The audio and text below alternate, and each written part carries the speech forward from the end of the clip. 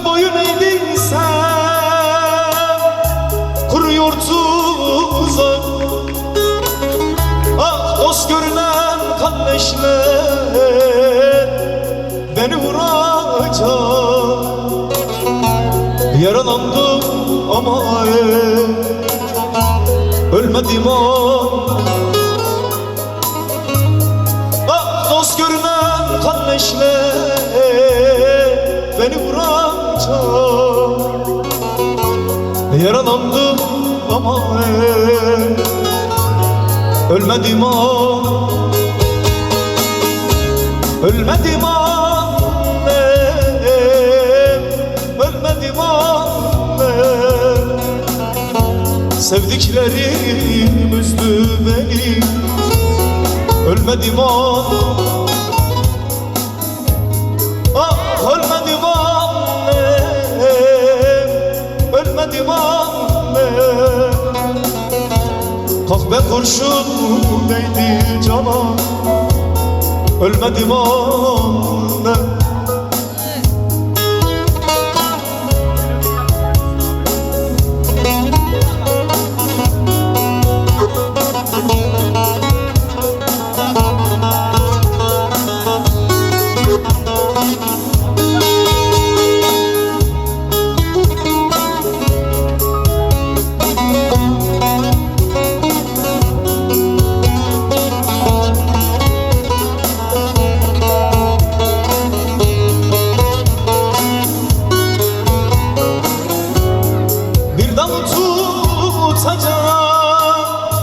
Gücüm kalmadı,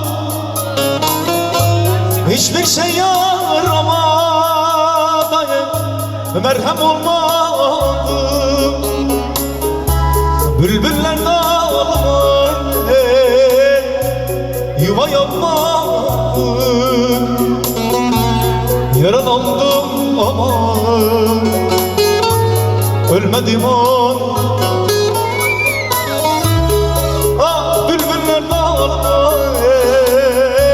Yuva yapmadım, yaralandım ama ölmedim be annem. Ölmedim annem, ölmedim annem. Sevdiklerim üzdü beni, ölmedim annem. Anne, ben bu mektubu gurbetten yazıyorum sana. Gözlerim yaşlı, ağlıyorum anne.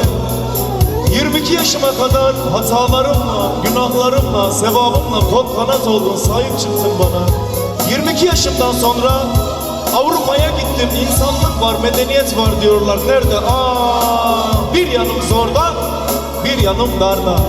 Bu dünyada tek bir vasiyetim var. Ölürsem beni senin yanına gömsünler.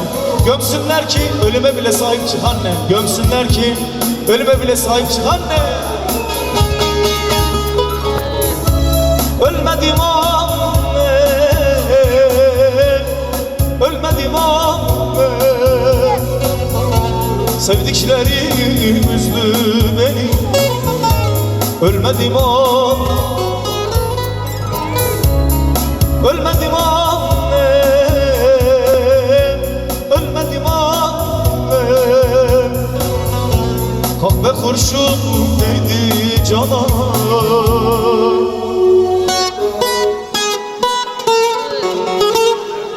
Ölmedim anne. Teşekkürler, eyvallah. Damat Bey'in isteğiydi, armağan olsun. Hepiniz hoş geldiniz. Erhan dayımın ellerinden öperim. Dikkat et derim.